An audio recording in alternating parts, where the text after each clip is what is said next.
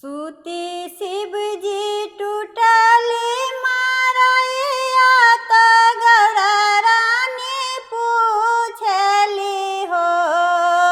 सूती शिव जी टूटली मारैया त गौरा रानी पूछली हो।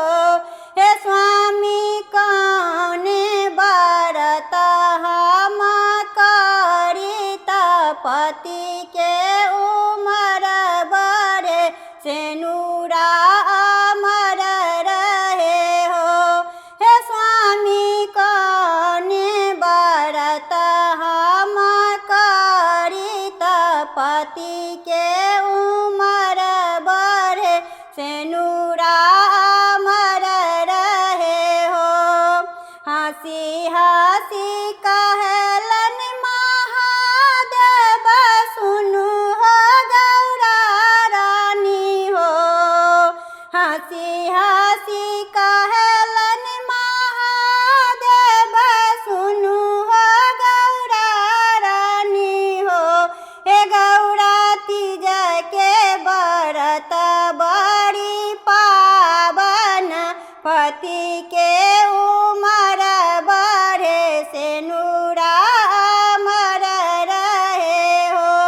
हे गौरा तीज के बरत बड़ी पावन पति के उमर बढ़े सेनुरा अमर रहे हो। निर्जल रहे निराहार जे भी तीज के बरत भूखे हो। निर्जल रहे निराहार जे भी तीज के बरत भूखे हो। हे गौरा जन्म जन्म आही बात रही है सेनुरा अमर रहे हो। हे गौरा जन्म जन्म आही बात रही है सेनुरा अमर रहे हो। जे कोई तीज के बरत करी विधि से पूजन करी हो। जे कोई तीज के बरत करी विधि से पूजन करी हो। हे गौरा अमर रही सिर के सिंदूर बात सुखी सन सर रही हो।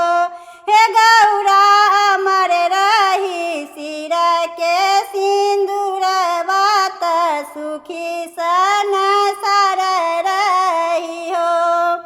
एतना बचन गौरा सुनाली सुनहु नाई पालनी हो। एतबा बचन गौरा सुनाली सुनहु नाई पालनी हो। हे गौरा चली भेली गिरिजा पूजन माता शिव के ध्यान धैले हो। हे गौरा चली भेली गिरिजा पूजन माता शिव के ध्यान धैले हो।